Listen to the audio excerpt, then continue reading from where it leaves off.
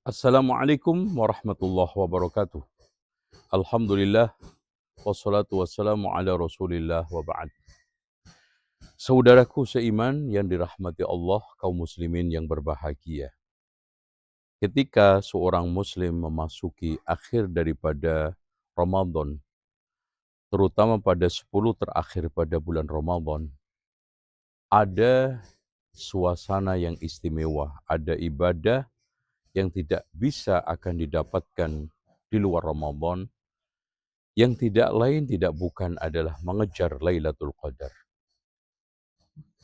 Makanya kata Aisyah radhiyallahu anha, Rasulullah sallallahu alaihi wasallam ketika masuk 10 terakhir bulan Ramadan, ahya lailahu, menghidupkan malam-malamnya, wa aiqadha ahlahu, membangunkan keluarganya, wa syadda mi'zarahu, untuk mengencangkan ikat pinggangnya. Semua itu di dalam rangka untuk menguras habis tenaga kita, pikiran kita, waktu kita untuk kebahagiaan yang abadi, yaitu di akhirat nanti.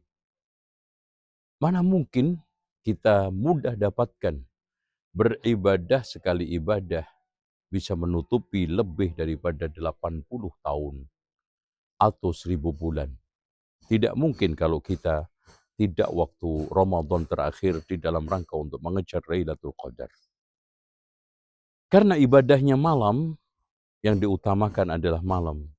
Rasulullah SAW mengatakan, Man qama Lailatul Qadar, siapa yang melakukan qiyam Lailatul Qadar, imanan wahtisaban, dalam keadaan iman dan ihtisab, iman dan ikhlas, ghufira lahu ma taqaddama min dhanbih, maka Allah akan ampuni dosa-dosanya. Sehingga yang perlu dilakukan oleh kaum muslimin adalah memperbanyak qiyamul lail. Wa qumu lillahi qanitin, kita penuh dengan khusyuk, penuh dengan permohonan, kehinaan, yang bercampur kecintaan, untuk minta memohon kepada Allah belas kasih Allah. Karena problem kita cukup banyak, masalah yang kita hadapi, kadang-kadang secara akal sehat, kita sulit untuk bisa mengatasinya.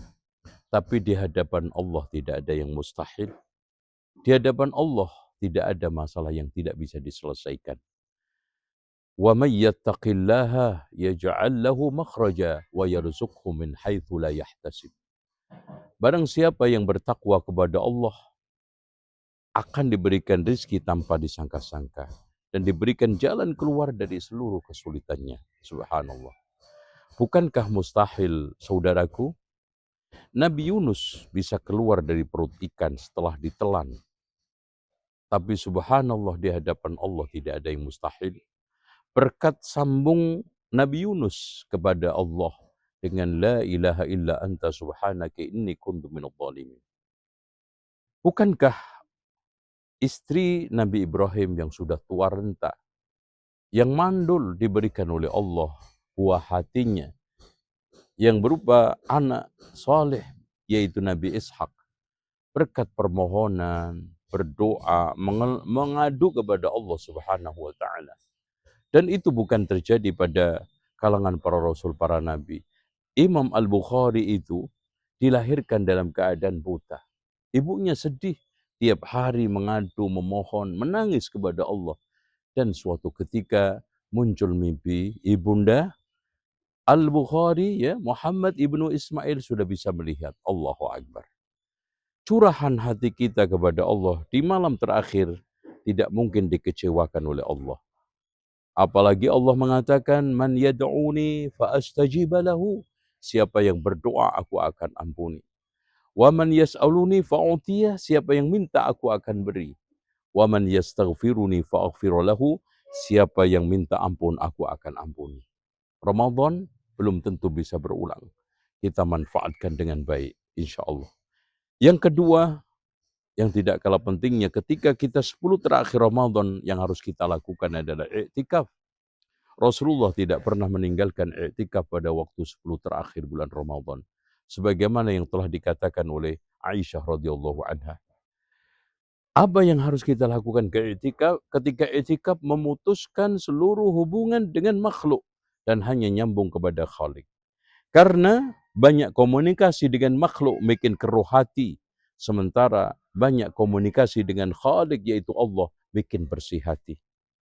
Maka mungkin sepanjang tahun hati kita keruh karena berbagai macam komunikasi buruk, interaksi yang tidak baik dengan makhluk, maka kita bersihkan pada waktu i'tikaf. Di sana ada mungkin kajian, zikir pagi sore jangan sampai dilewatkan, sholat jamaah bersama rawatibnya, terutama sholat qiyamul lail. Dan yang tidak kalah pentingnya, untuk supaya kita mendapatkan Lailatul Qadar dengan murah, mudah, gampang, ketika Aisyah bertanya kepada Rasulullah, "Ya Rasulullah, kalau aku menemui Lailatul Qadar, apa yang harus saya baca?" La in Allahumma innaka afuwun tuhibbul afwa fa'fu anni. Allahumma innaka afuwun tuhibbul afwa fa'fu anni. Demikianlah semoga kita semuanya bisa membersamai Ramadan ini dari awal sampai akhir. Bahkan innamal a'malu bil khawatim. Nasib akhir Ramadan itulah yang menentukan kita di hadapan Allah nanti. Bukan di awal, bukan di tengah. Tapi nasib Ramadan kita di akhir. Tarawih kita dilihat oleh Allah di akhir. Bacaan Al-Quran kita dilihat oleh Allah di akhir. Aktivitas, amaliyah, kesolehan kita dilihat oleh Allah di akhirnya. Maka kita perbaiki, makin tambah hari, makin semangat, makin baik, dan makin kita kencangkan ikat pinggang kita. Sing-singkan lengan baju kita untuk mengejar Lailatul Qadar. Biiznillah. Allah Subhanahu wa taala mengatakan, "Inna anzalnahu fi Lailatul Qadar." Sungguh aku turunkan Al-Qur'an ini pada waktu Lailatul Qadar. Lailatul Qadri, ya, wa ma adraka ma Lailatul Qadar? Apa itu yang dimaksudkan Lailatul Qadar? Lailatul Qadri khairun, lebih baik min alfi syahr. Subhanallah. Lebih baik daripada 1000 bulan.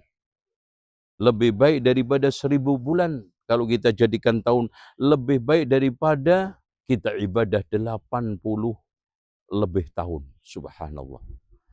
Jangan disia-siakan, jangan dilewatkan. Atur kesibukan kita. Manage waktu kita. Waktu yang dilalui oleh Imam Asy-Syafi'i sama dengan yang kita lalui.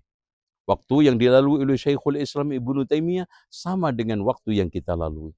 Tapi kenapa beliau bisa menghatamkan Al-Quran 1 kali di luar sholat tarawih, 1 kali di dalam sholat tarawih?